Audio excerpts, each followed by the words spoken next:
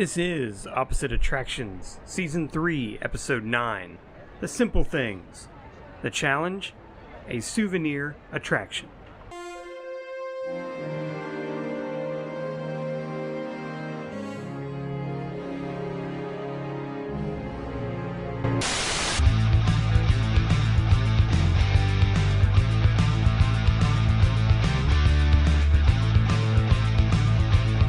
Welcome, ladies and gentlemen, to the world-famous Opposite Attractions podcast. I am your skipper for the evening, Scottye Moore, joined as always by my co-skipper in training.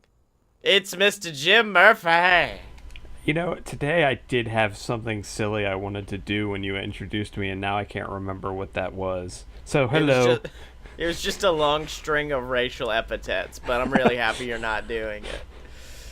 Oh, man. I just got done, because I reached this moment where I'm like, well, the only news that I can think about are all the people who are talking about how good Slinky Dog Dash is, and that's about it. One of my friends on Twitter legit put, like, Slinky Dog Dash is, or, Toy Story Land is gonna be what saves Hollywood Studio, and Slinky Dog Dash is the best family roller coaster of all time. I'm sorry, Seven Dwarfs who? And I was sitting there like, you can eat a dick. Seven Dwarfs is fantastic. How dare you? And also, Star Wars Land is clearly what's going to save Hollywood Studios. I'm more pumped for Monstropolis. Wait, what? Yeah, that's not a that's a rumored thing. Oh, but yeah. Given that the person that just like took over Pixar is the guy that made that movie. Yeah. I think it's a pretty good shot that might make it into a park somewhere. I still really want that fucking roller coaster to happen where you're riding on doors. Yeah, that is what I think is going to happen, yes. Except I want it to be real unsafe, and if you have bad upper body strength, you're gonna die. They're just like, this is the CrossFit of Disney roller coasters. No one rides doors like Gaston. This is the American Ninja Warrior of Disney World rides. Which, oh, by the way, I don't think we talked about it. I didn't know the Banshees that you got at, like, I didn't realize that the Banshees were, like, that big of a deal. I thought they were just, like, this really cool, like, little thing you could buy in Pandora. No, dude, it's like a Star Wars build-your-own lightsaber thing. What do you mean by a big deal? Like, there's a whole section dedicated to it, like the Banshee nest. They train you. Yeah, they train you how to tame your Banshee. Yeah. And I think there's 11 different colors now. Yeah. Whenever I go back, that one of those shits are gonna be on my shoulder for the rest of this podcast's existence. I can't. Mine is down in my dining room up on a high shelf.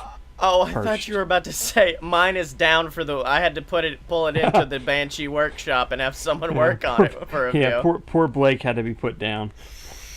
Did you officially name your Banshee Blake? I did. That's awesome. Remember, I made that video. Yeah, but I just watched a video of like the 5 oldest and most terrifying theme park rides, and one of them was just basically a blatant ripoff of Splash Mountain, except they got the who were like the famous puppeteer brothers? I can't remember what their names are. Sid and Marty Krofft. Yeah, they got them in to work on the animatronics, and they went from kind of small, cute animatronics to horrifying monstrosities that would look... So, like, you would have those 3 racist-ass crows looking down on you like, you're about to die, my friend.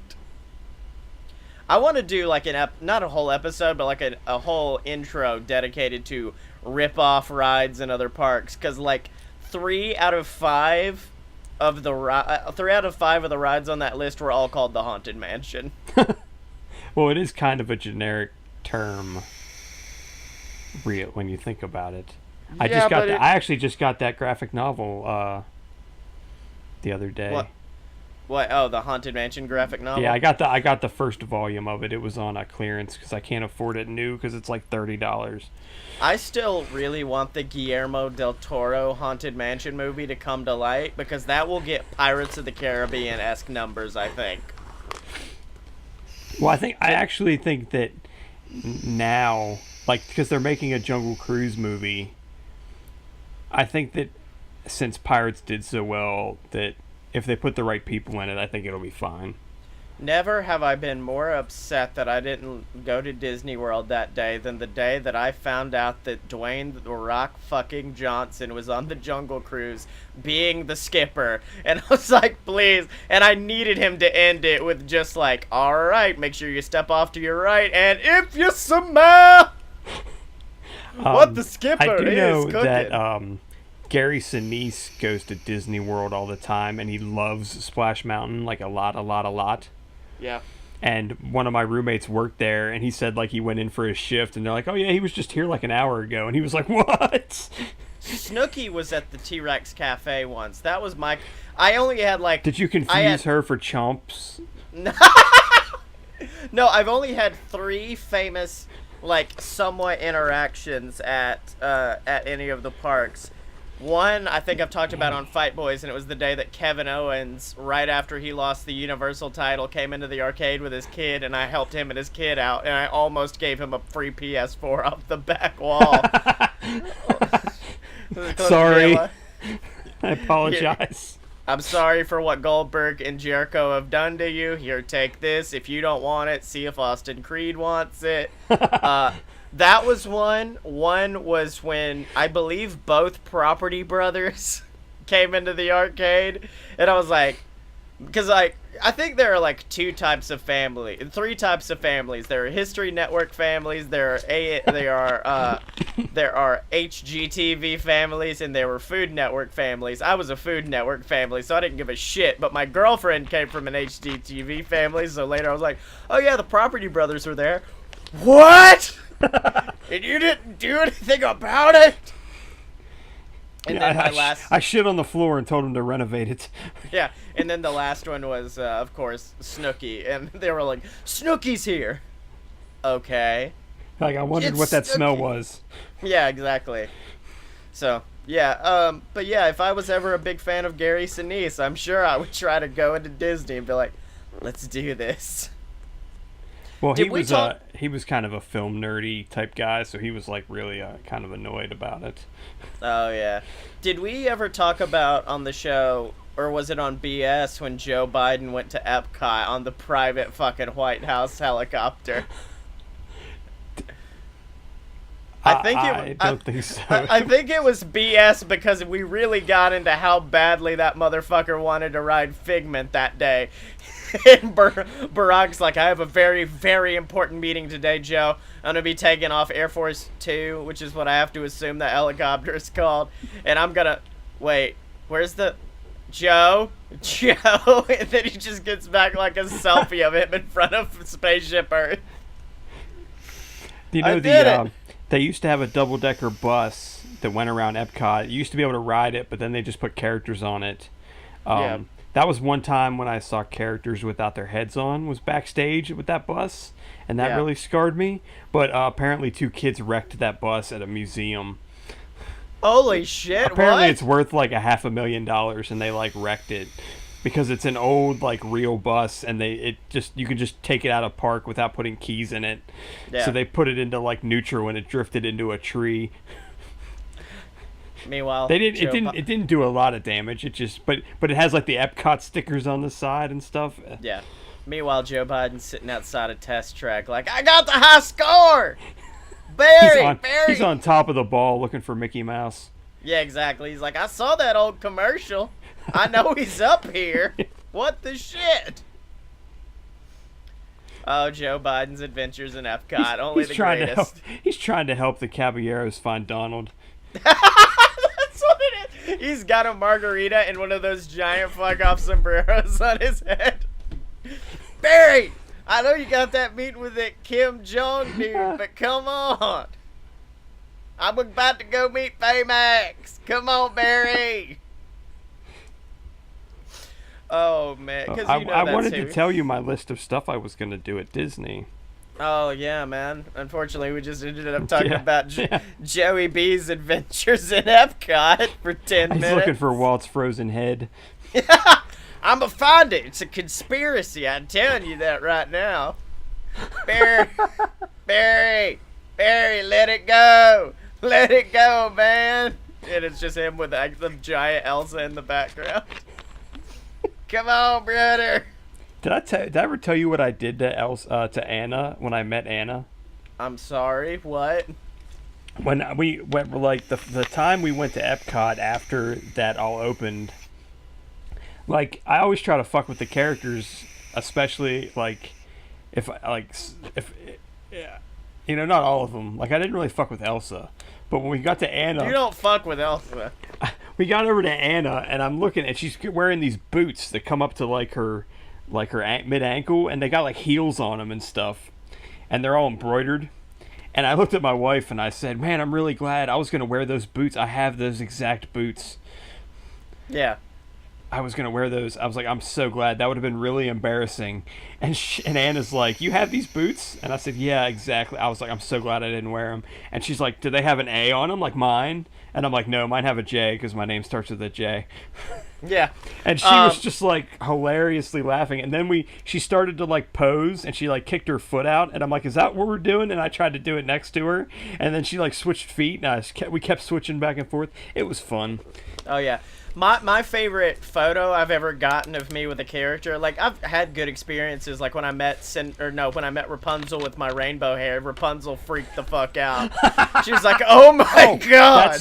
That's what. So I want to make, because I don't think I want to carry around an actual frying pan. I think I'm gonna make a fake frying pan and try to get Rapunzel to sign it. Yeah. But no, when I met Elsa, she was like, all right, everybody, let's try to use our ice powers. And she's like, do it like this now. And, like, does the Elsa, like, hand thing. And so I stand next to her doing that, but with, like, the most terrifying look on my face. Like, staring down the camera like the quickening has happened and I now have the ability. And I'm about to fuck y'all all up right now. But Jim Murphy, this is a podcast about building a theme park. Building our own theme park, which still ain't got a damn name. Building the perfect theme park for Joe Biden. Exactly.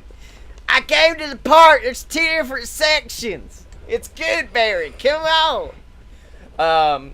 We do need to come up with a name, man. We're like almost 2/3 of the way through with this season, and it still ain't got a damn name. Just like versus the theme park. That's what we... a load of VS. A load of VS. VS Network. Biden isn't allowed in the real Scotland, so he comes to our park and goes to yours. Yeah. Call it Morphe's Gardens. It's a combination of our last names with gardens on it. But I did propose a challenge last week because unfortunately we've not really had any good souvenirs to give out to our people, and so I wanted a ride that gave out souvenirs, and I came up with, actually, instead of one ride, a whole section called the Creation Corner. And essentially, as we've discussed, my park does look like 3 intersecting dicks. And down the side of one dick is this sketchy kind of bar area. If you go down the other one is the Creation Corner, where it's got 5 different things you can sign up for, and it's kind of like an e-ticket. So you can't just walk up. You have to have like this e-ticket, and you sign up for these hour-long classes or these creation things. And there's 5 different options for you. You don't have to pay anything extra unless you want to do more than one. It's kind of like like A level and B level attractions in like Epcot and stuff like that. So the first one, quite appropriately, is called Fun Fiction. And essentially, this one probably is the most boring to look at, but it gives probably the greatest result. And all it is you sit down at a computer and you're giving a writing prompt or a pop culture series, like a movie or a TV show or something, and you have basically an hour to write a story based off that prompt. Usually try to average around 2,500 words. And you sign up the day before, come to one of the computers, and the big deal about it is if the story is good enough, you get notified through the official Morphe's Garden app that the story has been selected and it will be read at the fun fiction show that's done 5 times a day. So it's like fun fiction, except it's with, like, we use different people throughout the day because me and Brenna would die. And if you're selected, you actually get a plaque celebrating your story. You get, like, an actual, like, writing of it next to it on the plaque. And everybody who participates will get a book sent to them that features all of that day's stories. So you get to read through everybody's stories throughout the day. And we, of course, heavily edited. That's one of the sections. The next section is called the Leather Hut. And essentially, that one from the outside almost has like a, when you go meet Merida in Magic Kingdom, it's got that kind of vibe, like this Viking shit set up everywhere. And there you can either make like a wallet, a flask, some cool stuff like that, and you get to learn the eccentricity, fucking weirdness that comes with leatherworking. You get to brand it with like a custom logo, like you get to pick a logo out, and you can nail in brads to customize it, or unless you're a younger child who may need help with that. And you get to leave with this beautiful piece of leather work. And not only that, you get these custom, you can celebrate by drinking out of these custom made leather mugs, which you can also make if you want to have one to take home yourself, which are filled with mead, unless you're a child, and there's a non-alcoholic kind of like honey apple cider. So that's Leather Hut. Where is Leather Hut? And then there's a painting class, which is really that classic, like, white women go and drink wine with their friends and paint. So you get like this cool painting teacher, and you get to make a beautiful piece of art. It could either be based off of like one of the weenies, like these beautiful locations, or some other stuff like that. And they kind of guide you step by step through it. And all of them, you can either take it with you, or you can have it shipped at like a very small price. And you get wine and specialty cocktails and juice and soda for the kids. Some crudité, like some cheese on crackers. Which, by the way, I had a small aneurysm earlier attempting to spell crudité in my fucking notes. I was just staring at it like, crudité? No, okay. Up next we have the Armory, which has kind of like it's got like a Star Wars build your own lightsaber vibe, except instead of that, you get to build like this cosplay quality weapon. So you can make like a warhammer, a gun, a sword, whatever you want to make, and you get to pick out all the different pieces of it and put it together, and then you get this paint, and you can actually paint like blood spatter or battle damage on it. And the cool thing about this place is the fact that in addition to all of, like, everything you add to it will either, like, add or subtract to certain scores, so it's kind of like test track. And if you want to, you can have your weapon put to the test by a real warrior in one of our 3-a-day battles between heroes. So it's like a medieval times-esque battle between two heroes, and you get to see which weapon works out the best. And obviously, like, we won't have like sword versus space gun, but here's your broken sword back, Timmy. You did good. Yeah. Well, no, there would be like some clever switcheroo to where it looks the same, but it's not the same. And essentially, you get to see if you have the metal to craft a weapon worthy of a true warrior. And then at the final place, and it's actually based off a real location in England that I found, and it's potions class. And you go in and you get your own magic wand that you can use on these different items to open boxes up or unlock things, and you make different cocktails based on whatever recipes you get. Well, virgin ones for the kiddies. You get 2 separate drinks per e-ticket. You pick from like these homegrown herbs, which you give to your potion master, who crushes them up and helps you make your drink. And they do like these magical things, like certain stuff will make them sparkle. Or if you're like a grown-up, you can add some 151 over the top, light it on fire, and sprinkle some stuff, make some magic sparkles. There's one that changes color. And if you get to, and also there's this magic tree which this one I blatantly lifted from the potions place in England, and the tree is like a tap that will dispense beer or like pre-made cocktails if you want one of those. And in addition to all this, you get to take home your own free Scotland branded potion bottle with or without a potion inside. But this one's not like a drinkable potion. This one's just like some stuff we put some pretty shimmery shit into, and you get to take it home and use it as decoration. And if you want, you can add on like a light that goes underneath it and illuminates everything. But yeah, that's the creation corner. I just fucking filled up an entire section of my park with one thing. And obviously everything has its own custom drink, and there's no drink minimum on these, because we don't want people drunk and then writing fan fiction about, you know, that one time Tim Allen fucked the Berenstein Bears. So that's mine, Mr. Jim Murphy. What have you got for me? Okay, so since I did my weird kitty attraction, which was like the third episode we did, or the second episode we did, I basically did a companion for that. Basically, it's kind of a cross between... I was going to say, could we get a quick recap of what that attraction was? So I had it was called WeDew Mountain.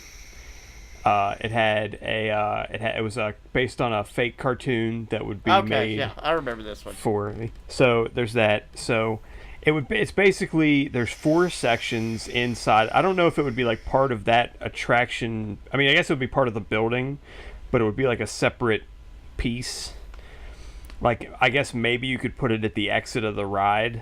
Yeah. But it would be like a separate thing. But it would basically be, depending on which, like, whatever your favorite character is, you could make something that's like kind of sort of connected to that character.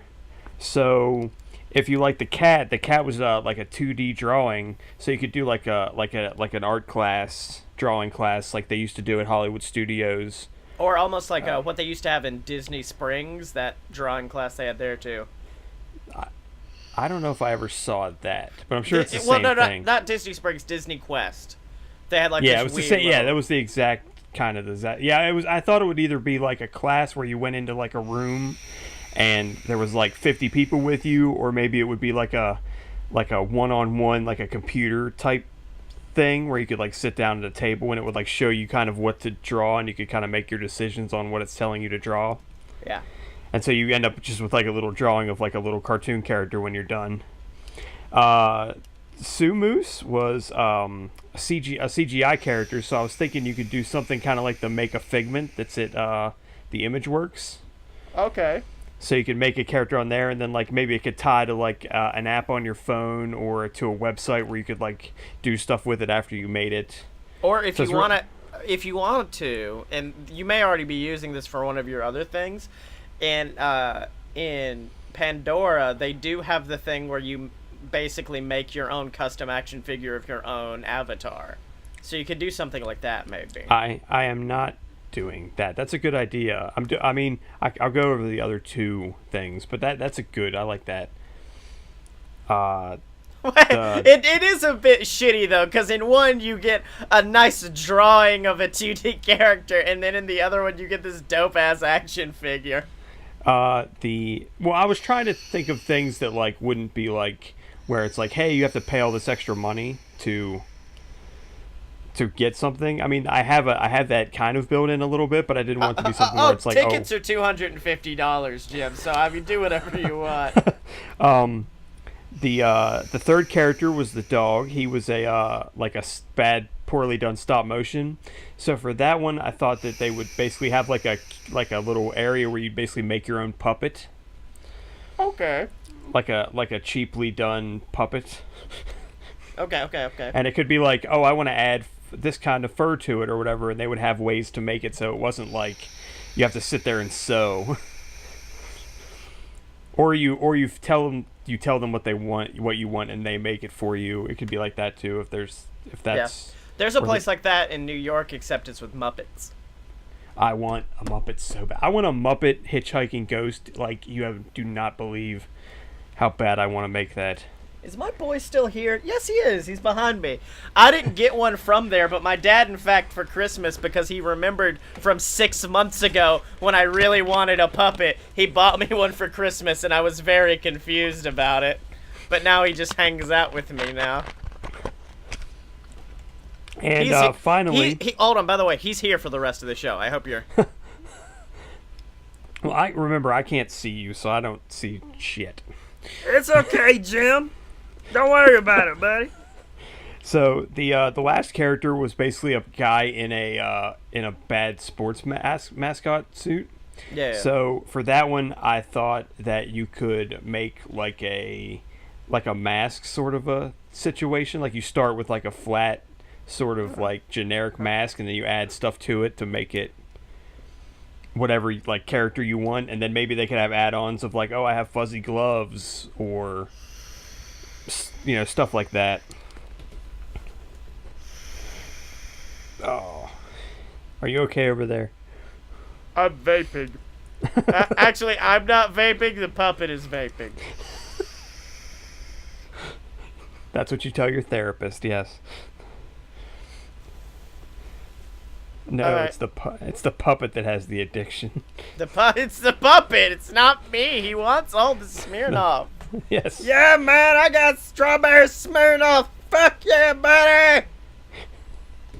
So yeah, that's basically my 4 sections based on the 4 main characters of the cartoon. I wanted to call the area UBU, like with the letter U, the letter B, the letter U, but it would be pronounced UBU to go along with the palindromes of the other things in the area. All right, I like that.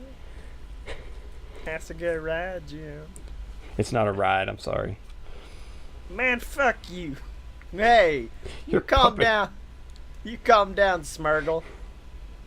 Smurgle's actually, he's just been upending this Smirnoff bottle. Click, click, click, click, click. Yeah! Fuck yeah! Play some Skinner. We're not gonna play Skinner. Smurgle, calm down. All right, so that was UBU. Yes. We got UBU. We got none of ours were funny. It was just a good show. Damn it. I do like the idea of you deciding, like, hey guys, you want to make something at the Leather Hut? Yeah, exactly. Come on down to the Leather Hut. The mascot is actually the lead singer, or the former lead singer of oh shit, what band was he in? Was it Iron Maiden? Yes. Homeboy with all. No, was that his Rob His name Halford? was Rob Halpert. Yeah, Rob Halpert. Yes. No, Rob Halpert is the brother of that guy from The Office. Like, if y'all want to talk about fucking Iron Maiden, just get me in here, buddy. All right, calm down, Smurgle. All right, well, Jim, it's been an episode. Do you have a challenge for me? That's the one thing I didn't think about before this episode started. It's only been 3 days. I've only had 3 days to think. Don't worry. We'll fucking wait. Yeah, I'll make a fucking mark so I can remember that I... You piece of shit. Smurgle, please. I'm trying to think of what we don't have in our park that I mean, it's getting to about time we need to find a sponsor. If you want to. If not, that's going to be mine for the following week. Guy Fieri. He sponsors yours. He sponsors your half. He is not legally allowed to step foot in my half. That's my favorite fucking chef. Okay, Smurgle. We can do that. We can do a sponsored attraction. He puts bacon on everything. Smurgle, please. I almost had a fucking. This is good. Put bacon in vodka. Smurgle. Your fun challenge can be to make a attraction with a sponsor, since we need that for this season. It's sponsored by Shit Muppets, and Smurgle is their Kermit the Frog. Ah! All right, well, Jim, where can they find you on the internet? I am on Twitter at apparently smart. You can buy my book Queaslecorp on Amazon. What? No, Queaslecorp Risen, Queaslecorp The Revenge, Quetzalcoatl in 3D. Quetzalcoatl does Dallas. That was a good one. That one was my favorite. That was Don't get the 3D version. You hurt your eyes. It was Quetzalcoatl does Qualis, actually. Yeah, and you can find me on Twitter at ScottyMo, SCOTTYEMO, and buy all those fucking books, and also BS versus the Gods on Amazon, or of course on Audible. You can get the first 2 books on there, and if you get a free 30-day trial, you can get them completely for free. And of course, remember to check out all the other BS Network programs online at a load of pure BS. Oh, shut the fuck, Smurgle. Shut up. I'm gonna fucking take care of it. All right. Ignore this fucker behind me. Basically, go to the fucking website, donate to the Patreon, buy merch.aloadofpurebs.com, and remember to listen to all the older fucking episodes of this horrible ass show you're listening to at opposite-attractions.com. Check out season 1, season 2, and then of course where Smurgle made his triumphant debut in season 3. And remember, you can find Jim and this fucker behind me on Twitter at OpAttShow. That's spelled OPPATTSHOW. Are you down with OPP?